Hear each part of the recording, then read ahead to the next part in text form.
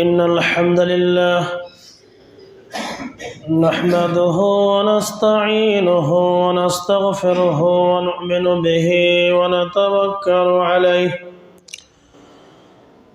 ونعوذ بالله من شرور أنفسنا ومن سيئات أعمالنا من يهده الله فلا مضل له ومن يضلله فلا هادي له وأشهد أن لا إله إلا الله وحده لا شريك له وأشهد أن محمدا عبده ورسوله أما بعد فقد قال الله تبارك وتعالى في كلامه المجيد وفرقانه الحميد يا أيها الذين آمنوا كتب عليكم الصيام كما كتب على الذين من قبلكم لعلكم تتقون.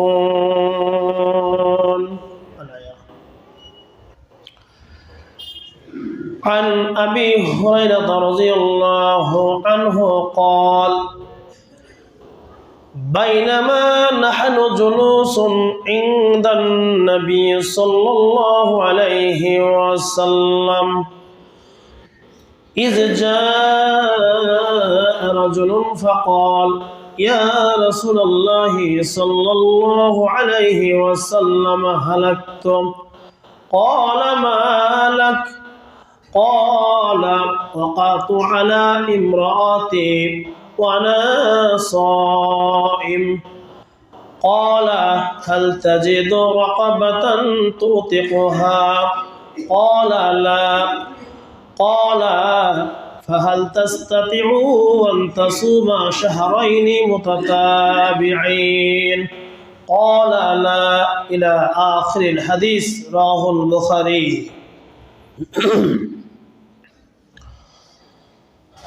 উপস্থিত ব্রাদারানে ইসলাম,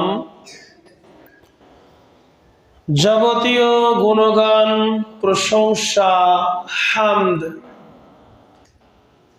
সেই মহান আল্লাহ সুবহানাহু ওয়া তাআলার নিমিত্তে, যার অশেষ মেহেরবানিতে প্রতি জুমার ন্যায় আজকেও আমরা নতুন দিয়ারের প্রাণকেন্দ্র জামে মসজিদ, এই মসজিদে জামাত সহকারে 2 রাকাত সালাতুল জুমা আদায় করার জন্য আসতে পেরেছি। যিনি আমাদেরকে আসার তৌফিক দিয়েছেন, আমরা সকলেই উচ্চ স্বরে ছোট্ট করে তার প্রশংসা আদায় করি, বলি আলহামদুলিল্লাহ। আল্লাহ রাব্বুল আলামিনের ছোট্ট প্রশংসার পর শতকোটি দরুদ ও সালাম বর্ষিত হোক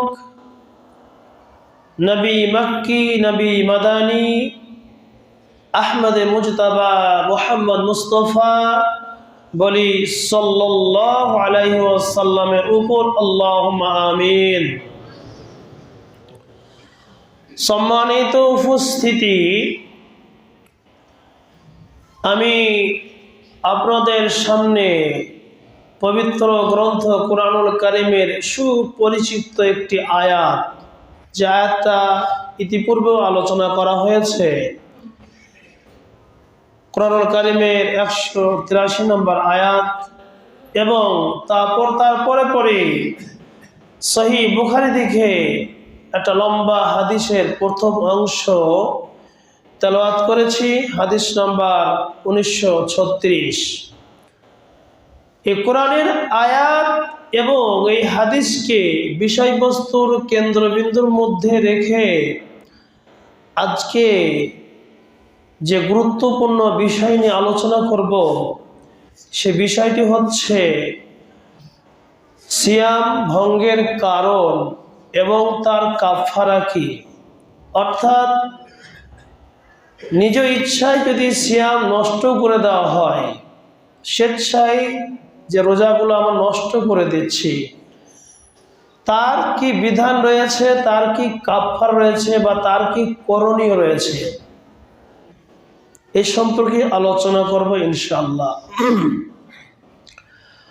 আমরা মূলত সওম পালন করছি তাকওয়া অর্জনের জন্য, নেকি হাসিলের জন্য, নিজের গুনাহগুলোকে মাফ করে নেওয়ার জন্য, এবং আমলনামায় যাতে আমাদের নেকি ওঠে, নেকি দ্বারা আমলনামাকে পরিপূর্ণ করতে পারি, এরকম একটা বড় আশা আকাঙ্ক্ষা নিয়ে আমরা কিন্তু সুবহ সাদিক থেকে নিয়ে সূর্যাস্ত পর্যন্ত বিভিন্ন রকম অশ্লীল, নোংরা, মিথ্যা কথাবার্তা, স্ত্রী সহবাস, পানাহার থেকে বিরত থাকছি। এরপরেও আমাদের মধ্যে এমন কিছু কাজ হয়ে যাচ্ছে, জানতে হোক অজান্তে হোক, যার কারণে হয়তো আমার রোজাটাই নষ্ট হয়ে যাচ্ছে। তাহলে তার করণীয় কি? সেই যে রোজাটা নষ্ট হয়ে গেল, বা যে রোজাগুলো আমরা হয়তো রাখলাম, রাখার পরে আর থাকতে পারলাম না, কোনো কারণে ভেঙে দিলাম, ইচ্ছায় নষ্ট করে দিলাম, তাহলে তার কাফারা কি রয়েছে, করণীয় কি রয়েছে? প্রথমে জানবো যে রোজা ভাঙার কারণগুলো, যে যে কারণে আমাদের রোজাগুলো নষ্ট হয়ে যায়, যে কাজগুলো করলে রোজা নষ্ট হয়ে যায়, আগে সেগুলো জেনে নিই, তারপরে তার কাফারা, তার শাস্তি কি রয়েছে, তার জরিমানা কি রয়েছে। রোজা নষ্ট হওয়ার কয়েকটি কারণ রয়েছে, 6 থেকে 7টি। 1 নম্বর হচ্ছে রোজা অবস্থায় পানাহার করা। রোজা রাখলাম, তারপর লোকচক্ষুর আড়ালে খিদে লেগেছে, খেয়ে নিলাম। এই যে পানাহার করে আপনি কি করলেন? রোজাটাকে নষ্ট করে দিলেন। তার এই পানাহার করে নেওয়ার কারণে, খাবার খাওয়ার কারণে আপনার রোজাটা নষ্ট হইল, বাড়িতে কেউ জানতে পারলো না, আবার তাদের সাথে আপনি বসে ইফতার করে নিলেন। আপনি জানছেন যে হ্যাঁ, আমার রোজা আমি নষ্ট করে দিয়েছি, কিন্তু বাড়ির আপনার পরিবারে যারা সদস্য তারা কিন্তু জানতে পারলো না, বুঝতে পারলো না, তাদের সঙ্গে সুন্দরভাবে আপনি ইফতার সারলেন। তো এই যে রোজা নষ্ট করলেন খাবার খাওয়ার কারণে, এর একটা কারণ। নাম্বার 2, সওম থাকা অবস্থায়, সিয়াম অবস্থায় যদি স্ত্রী সহবাস করেন, তাহলে আপনার রোজা নষ্ট হয়ে যাবে। আপনি সাহারি খেয়েছেন, তারপরে আর কিছুই খাননি, আবার ইফতার করবেন, কিন্তু মনের মধ্যে খাই এসে গেছে, আপনি স্ত্রীর সঙ্গে দিনের বেলায় অবস্থায় সহবাস করলেন, আপনার রোজাটা নষ্ট হয়ে গেল। নাম্বার 3, ইচ্ছাকৃতভাবে বীর্যপাত ঘটানো। ব্লু ফিল্ম দেখার মাধ্যমে হোক, অশ্লীল গল্প করার মাধ্যমে হোক, হস্তমৈথুনের মাধ্যমে হোক, যদি বীর্যপাত ঘটে যায় তাহলে আপনার রোজা নষ্ট হয়ে যাবে, রোজাটা থাকবে না। নাম্বার 4, ইচ্ছাকৃত বমি করা।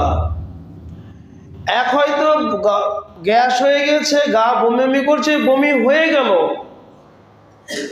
অনিচ্ছাকৃতভাবে বমি হয়ে গেল, তার জন্য রোজা নষ্ট হবে না। ইচ্ছাকৃত বমি করা, অর্থাৎ গলার ভিতরে ভালো করে আঙুলগুলো ঢুকিয়ে দিয়ে আপনি বমি করলেন, তাহলে এই ক্ষেত্রে আপনার রোজাটা নষ্ট হয়ে গেল। নাম্বার 5, এমন ইনজেকশন নেওয়া বা এমন স্যালাইন নেওয়া শরীরের মধ্যে যেটা আপনার খাবারের কাজ করবে,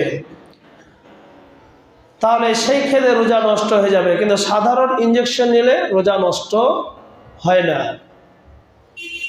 নাম্বার 6, সিঙ্গা লাগানো, যেটাকে আমরা হিজামা বলি। যদিও এটার মধ্যে মুহাদ্দিসিনদের মধ্যে ইখতিলাফ রয়েছে, মতভেদ রয়েছে, কারণ আল্লাহ রাসূল সাল্লাল্লাহু আলাইহি ওয়াসাল্লাম রোজা অবস্থায় সিঙ্গা লাগিয়েছেন। তারপরও ওলামাদের ফতোয়া হচ্ছে যে যদি সিঙ্গা লাগানো বা হিজামা বলতে যে শরীরে কোনো হয়তো জায়গায় বদ রক্ত জমে গেছে সেটাকে বের করে দেওয়া।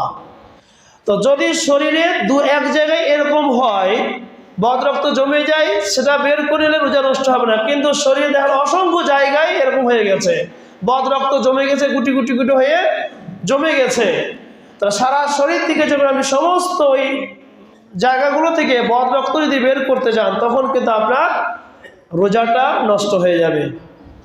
আর নাম্বার 7, এটা মা বোনদের ব্যাপারে, মাসিকের হালাতে রোজা রাখা যাবে না, এটা আমরা সকলেই জানি। তবে এই 7টা কারণের মধ্যে 6টা কারণে আপনাকে তাওবা করতে হবে, ইস্তেগফার করতে হবে। শুধু মা বোনদের মাসিকের ব্যাপারটা, কারণ ওটা হচ্ছে আল্লাহর একটা বিধান, নিয়ম, ওদের মাসে মাসে যেটা হয়, যে ঋতুস্রাবটা দেখা যায়, সেই ক্ষেত্রে কিন্তু রোজা রাখা যাবে না। রোজাটা পরে ওরা কাজা করে নেবে, নামাজটা শুধু মাপ আছে কিন্তু রোজাটা মাপ নেই। এই জন্য তাদেরকে তওবা বা ইস্তেগফার করতে হবে না, কিন্তু এটা আল্লাহর তরফ থেকে হচ্ছে। আর বাকি যে 6টা কারণ রয়েছে এগুলো আপনি সম্পূর্ণ নিজ ইচ্ছাই করেছেন, পানাহার করে নিয়েছেন, রোজাকে নষ্ট করে দিয়েছেন। এর জন্য আপনার শাস্তি হচ্ছে আপনাকে আল্লাহর কাছে তাওবা করতে হবে, তাওবা নাসুহা, তাওবার মতো তাওবা করতে হবে, এবং ওই রোজাটা আপনাকে পরে কাজা করে নিতে হবে। শুধু কাজা করলে হবে না, আপনাকে আগে আল্লাহর কাছে তাওবা করতে হবে যে আল্লাহ আমি ভুল করেছি, তুমি ক্ষমা করে দিও, জীবনে এরকম আর কাজ করব না। এইভাবে আপনার কাছে আল্লাহর কাছে ইস্তেগফার করতে হবে, ক্ষমা চাইতে হবে যে আল্লাহ এরপর আমি রোজাটা কাজা তুলে নিচ্ছি, আল্লাহ তুমি আমার রোজাকে কবুল করে নিও। আপনাকে এইভাবে ইস্তেগফার করে আল্লাহর কাছে তওবা করে এই রোজাটার কাজা তুলতে হবে। স্ত্রী সহবাসের ব্যাপারটা পড়ে আসছি, কারণ এর আবার অন্য বিধান আছে, খাস করে এর বিধান আলাদা আছে, এভাবে লম্বা হাদিস আছে। তারপরে যে কারণগুলো, যে ইচ্ছাকৃত গলায় হাত ধরে বমি করা, এটাও আপনাকে তওবা করতে হবে, আল্লাহর কাছে ইস্তেগফার করতে হবে, এবং এই রোজাটা কাজা তুলে নিতে হবে। এগুলো যেন অন্য কোনো জরিমানা দিতে হবে না, কোনো কাফারা দিতে হবে না। আপনার সাজা হচ্ছে ওটাই যে আল্লাহর কাছে আপনাকে ইস্তেগফার করতে হবে খালেস অন্তরে, তাওবা নাসুহা, একবারে তাওবা করার মতো তাওবা করতে হবে, জীবনে আর এই কাজ করব না। অনুরূপ হয়তো ইনজেকশন নিয়ে নিয়েছেন, সেলাই নিয়ে নিয়েছেন, রোজা নষ্ট হয়ে গেছে, আপনাকে ইস্তেগফার করতে হবে। যদি এটা কারণ সুস্থ অবস্থায় তো কেউ সেলাইন নেয় না বা ইঞ্জেকশনও নেয় না, সাধারণ ইঞ্জেকশন নিলে কোনো অসুবিধা নেই, কিন্তু ওটা হয়ে গেলে আপনার রোজাটা নষ্ট হয়ে গেল, আপনাকে রোজাটা কাজা তুলে নিতে হবে। তারপরে ইচ্ছাকৃতভাবে বীর্যপাত ঘটানো, বন্ধু বান্ধবদের সঙ্গে সারাদিন উপবাসেন, কাজ নেই, কি করবো, একসঙ্গে অনেকজন বসে মোবাইল চালু করে দিয়ে ব্লু ফিল্ম দেখতে শুরু করে দিয়েছেন, সময় কাটছে না, কি করবেন? শয়তান ওয়াসওয়াসা দিয়েছে যে এইভাবে সময়টা কাটা, ব্লু ফিল্ম দেখছেন, ব্লু ফিল্ম দেখতে দেখতে ব্যাস আপনার কাপড় চোপড় সব নষ্ট হয়ে গেল, বা এমন অশ্লীল গল্প বন্ধু বান্ধবদের মধ্যে লাগিয়ে দিয়েছেন যে যার পরে আর নিজেকে কন্ট্রোল করতে পারলেন না, আপনার বীর্যপাত হয়ে গেল, বা এমন শরীরে উত্তেজনা দেখা দিয়েছে যে আপনি হস্তমৈথুন করে বীর্যপাত ঘটালেন। যদিও কথাগুলো শুনতে খারাপ, কিন্তু হাদিসের কথা আপনাকে স্মরণ করে জন্য বলছি যে এইভাবে যদি আপনি করেন তাহলে আপনার রোজাটা নষ্ট হয়ে যাবে। আল্লাহর কাছে ইস্তেগফার করতে হবে, তাওবা করতে হবে, এবং ওই রোজাটা পুনরায় আপনাকে কাজা তুলে নিতে হবে। তাহলে এই সমস্ত কারণগুলোর জন্য আপনাকে আল্লাহর কাছে ইস্তেগফার বা তওবা করতে হবে এবং পরবর্তীতে রোজাটা কাজা করে নিতে হবে। কিন্তু স্ত্রী সহবাসের বিধান হচ্ছে আলাদা, এটা একটু কঠিন বিধান। আবু হুরায়রা রাদিয়াল্লাহু তাআলা আনহু থেকে বর্ণিত, عن أبي هريرة رضي الله عنه قال بينما نحن جلوس عند النبي صلى الله عليه وسلم আবু হুরায়রা রাদিয়াল্লাহু তাআলা আনহু বলেন, একদা আমরা রাসূল সাল্লাল্লাহু আলাইহি ওয়াসাল্লামের নিকট বসেছিলাম।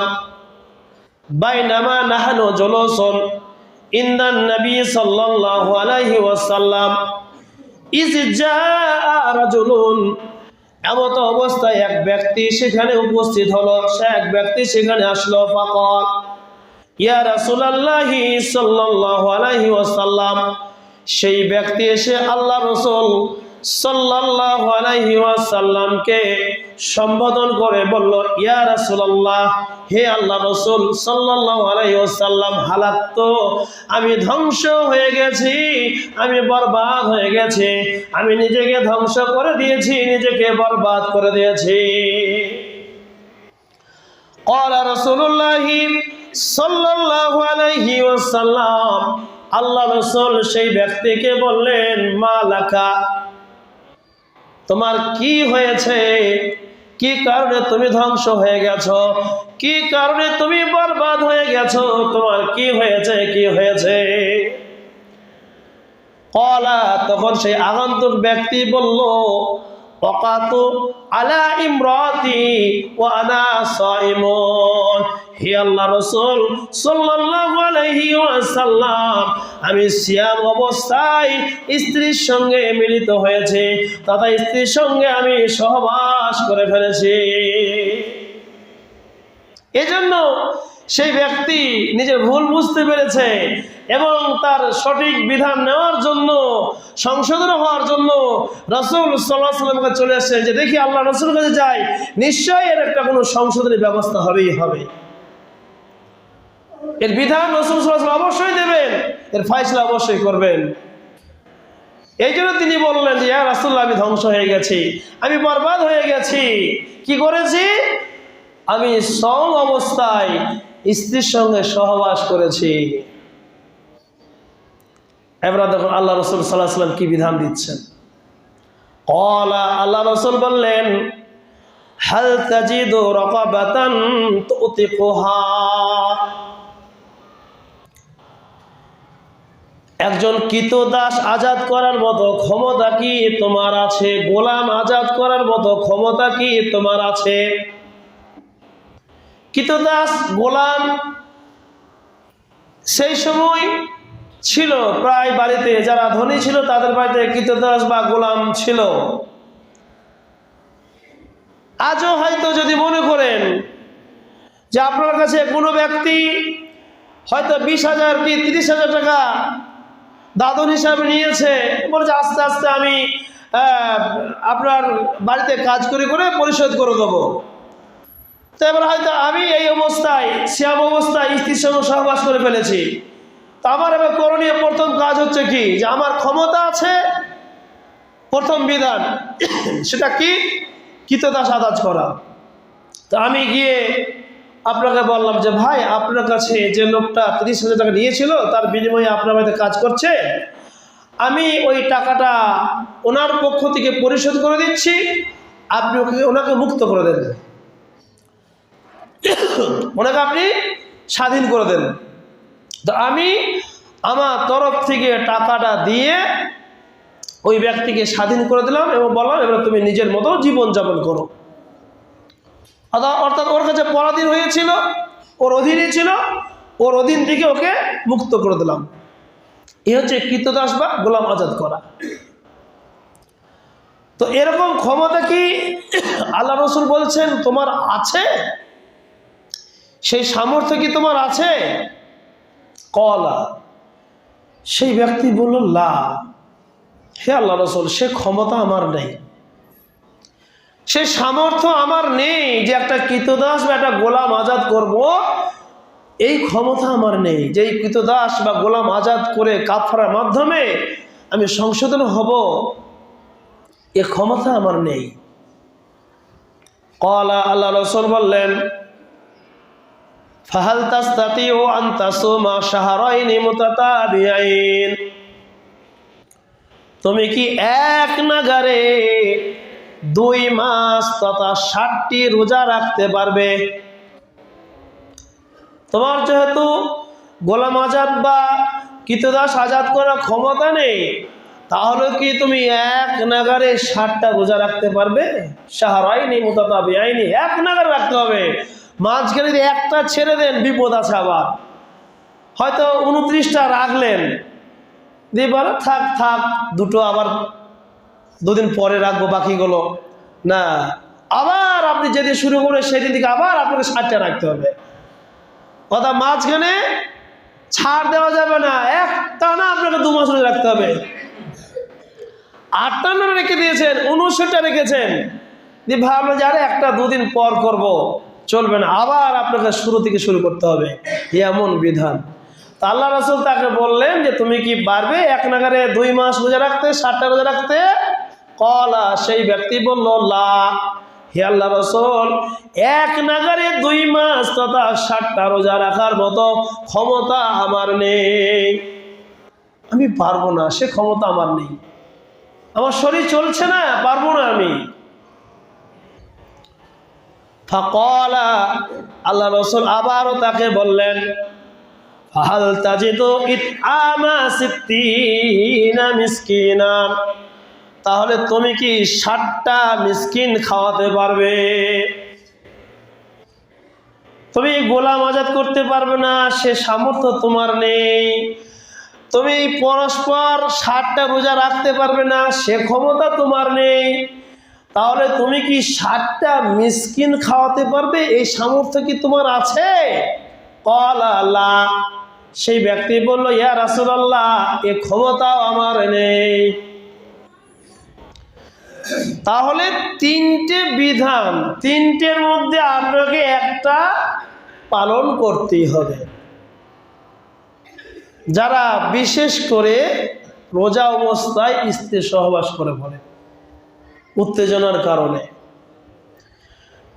যখন এরকম কথা সেই ব্যক্তি বলল আল্লাহ রাসূল সাল্লাল্লাহু আলাইহি ওয়াসাল্লামকে, ক্বালা ফামাকাসান নবী সাল্লাল্লাহু আলাইহি ওয়াসাল্লাম ওয়া বাইনা নাহনু, আবু হুরায়রা বলছেন আল্লাহ রাসূল সাল্লাল্লাহু আলাইহি ওয়াসাল্লাম থেমে গেলেন, ওয়া বাইনা নাহনু, আমরাও এরকম অবস্থায় ছিলাম, আমরাও চুপচাপ হয়ে গেছি।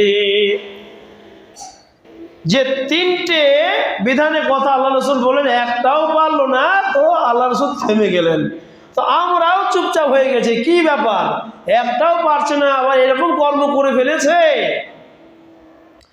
আলা যালিকা উতিয়ান নবী সাল্লাল্লাহু আলাইহি ওয়াসাল্লাম বিআরাকিন ফিহা তামরুন, এমত অবস্থায় রাসূল সাল্লাল্লাহু আলাইহি ওয়াসাল্লামের কাছে একটা আরাক এলো। আরাক বলতে কি, আরাক বলা হয় ঝুড়িকে, বল আরাকু মিক্তাল, ঝুড়িকে বলে একটা ঝুড়ি, ফিহা তামরুন, যার মধ্যে কিছু খেজুর ছিল। এরকম ঝুড়িতে কিছু খেজুর আছে, সেরকম একটা ঝুড়ি আল্লাহ রাসূল সাল্লাল্লাহু আলাইহি ওয়াসাল্লামের কাছে পেশ করা হলো। ফাকাল আইনা সাইল, যখন আল্লাহ রাসূল সাল্লাল্লাহু আলাইহি ওয়াসাল্লামের কাছে সেই ঝুড়িটা আসলো, তিনি সেই ঝুড়িটা নেওয়ার পর বললেন, সেই প্রশ্নকারী কোথায়, যে আমাকে জিজ্ঞেস করতে এসেছিল যে আমি এই করেছেন, করণীয় কি, সেই ব্যক্তি কই, কোথায়? ফাকালা আনা, সেই ব্যক্তি বলেই তো আমি এখানে আছি, আমি ফাকালা আনা, আমি প্রশ্ন করেছিলাম। আল্লাহ রাসূল বললেন, খুযহা ফাতাসাদদাকা বিহি, এই খেজুরগুলো তুমি নিয়ে যাও এবং তোমার এলাকায় গিয়ে তুমি সাদকা করে দাও, দান করে দাও। 3টের মধ্যে একটাও যখন পারল না, আল্লাহ রাসূল বলেন কি আর করা যায়, এই যে খেজুরগুলো নাও, গিয়ে তুমি সাদকা করে দাও। এবারে সেই ব্যক্তি আবার কি বলছে দেখুন, ফাকাল আর রাজুল, আল্লাহ রাসূল সাল্লাল্লাহু আলাইহি ওয়াসাল্লাম যখন সেই ব্যক্তিকে বললেন, যাও এই খেজুরগুলো তুমি সদকা করে দাও, তখন সেই ব্যক্তি আল্লাহ রাসূলকে বলছে, কি বলছে? আলা আফকারা মিন্নি ইয়া রাসূলুল্লাহি সাল্লাল্লাহু আলাইহি ওয়াসাল্লাম, আমার চাইতে অভাবগ্রস্ত মানুষকে কি আমি এগুলো বিতরণ করব? আমার চাইতেও যে ব্যক্তি অভাবী, আমি কি তাদের কাছে এগুলো দান করব? ফাওয়াল্লাহি, আল্লাহর কসম, ফাওয়াল্লাহি, আল্লাহর কসম করে বলছি, মা বাইনা লা বাতাইহা ইউরিদুল খাররাতাইনি আহলু বাইতিন আফকারা মিন আহলি বাইতি। ওগো আল্লাহ রাসূল সাল্লাল্লাহু আলাইহি ওয়াসাল্লাম, মদিনার উভয় প্রান্তের মধ্যে আমার মতো অভাবী আর দ্বিতীয় কেউ নাই। আমি তো সবচাইতে বড় অভাবী, এগুলো আমি আবার কার কাছে বিতরণ করব? আমার চাইতে বড় আর অভাবী আর কেউ নেই। এই কথা যখন সেই ব্যক্তি বলল আল্লাহ রসুলকে, ফাযাইকান নবী সাল্লাল্লাহু আলাইহি ওয়াসাল্লাম, সেই ব্যক্তির কথা শুনে আল্লাহ রসুল হাসলেন, যে কার পাল্লায় বললাম রে বাবা। সেই কথা শুনে আল্লাহ রসুল হাসলেন। রাবি বলছেন, হাত্তা বাদাত আনিয়াবহু, আল্লাহ রাসূল এমন ভাবে হাসলেন যে চোয়ালের দাঁতগুলো দেখা গেল। সুম্মা ক্বাল, এরপর আল্লাহ রাসূল বললেন, আতিমুহু আহলাকা, যাও তুমি তোমার পরিবারকে নিয়ে খেয়ে নাও। আর কি করার? কিছুই তো করার নেই, ওর মতো অভাবে কেউ নেই। আল্লাহ রাসূল হেসে বললেন, যাও এগুলো তুমি নিয়ে যাও, তোমার পরিবারের লোকদেরকে তুমি খাইয়ে দাও। তো মশলা হচ্ছে যে এই যে স্ত্রী সহবাস করলে তার যে একটা আলাদা বিধান রয়েছে, তার যে আল্লাহর তরফ থেকে একটা খাস বিধান রয়েছে, সেটা কিন্তু আপনাকে মানতে হবে। 3টে শর্ত দেওয়া হয়েছে এখানে। 1 নাম্বার, আপনি স্ত্রী সহবাস করেছেন, সম অবস্থায় আল্লাহর কাছে ইস্তেগফার করতে হবে। আপনি রোজা রেখে যে স্ত্রী সহবাস করেছেন, তার জন্য আল্লাহর কাছে ইস্তেগফার করতে হবে, তওবা করতে হবে। 2 নম্বর শর্ত হচ্ছে, যে রোজাটা আপনার কাজা হয়ে গেছে সেই রোজাটা রাখতে হবে। এবং 3 নম্বর হচ্ছে, আপনাকে পরপর 60টা রোজা রাখতে হবে। অর্থাৎ এক নাগারে কাজা রোজা সহ আপনাকে 61টা রোজা পালন করতে হবে। শুধু স্ত্রী সহবাস করার জন্য হচ্ছে আপনার এটা কাফারা। হয় 60টা রোজা, 61টা রোজা রাখতে হবে, না হলে একটা কাজা রোজা তুলে গোলাম আজাদ করতে হবে, না হলে একটা কাজা রোজা রেখে 60টা মিসকিন খাওয়াতে হবে। এটা শুধুমাত্র যারা স্ত্রী সহবাস করবে দিনের বেলায় রোজা অবস্থায়, তাদের জন্য এই বিধান। আর বাকি যেগুলো রয়েছে ওগুলো শুধুমাত্র ইস্তেগফার, তওবা করতে হবে এবং রোজাটা কাজা করতে হবে। হয়তো এই মশলা আমাদের অনেকের জানা নাই, আবার অনেকে জেনেও আমরা ভুল করি। অতএব এইগুলো হচ্ছে রোজা ভঙ্গের কারণ এবং তার কাফারা হচ্ছে এগুলো। অতএব সতর্ক থাকবেন, সাবধান থাকবেন, রোজা অবস্থায় যেন আমাদের মধ্যে এইগুলো না হয়। এমন গল্প করব না, এমন অশ্লীল গল্প করব না, এমন ছবি দেখব না যার কারণে হয়তো আমার কাপড় নষ্ট হয়ে গেল, ওজোটাই নষ্ট হয়ে গেল। এমনভাবে গলার মধ্যে হাত ঢুকাবো না যে যার কারণে হয়তো আমার বমি হয়ে গেল। এমন ইঞ্জেকশন বা সেলাই নমুনা যে কারণে আমার রোজাটা নষ্ট হয়ে গেল। অতএব এগুলো থেকে সতর্ক থাকবেন। যেহেতু আমরা রোজা রাখছি আল্লাহকে সন্তুষ্ট করার জন্য এবং গুনাহ থেকে বাঁচার জন্য, তাকওয়া অর্জনের জন্য, আমরা যে আশা আকাঙ্ক্ষা নিয়ে রোজা রাখছি, আল্লাহর কাছে দোয়া করি, আল্লাহ তুমি আমাদের সেই মনের আশা আকাঙ্ক্ষা পূরণ করো এবং আমাদের আমলনামায় তুমি সওয়াব দিয়ে পরিপূর্ণ করে দিও, আমাদের গুনাহগুলোকে তুমি মাফ করে দিয়ে আমাদেরকে সে মাসুম বাচ্চার মতো করে নিও। সকলেই বলি আল্লাহুম্মা আমিন।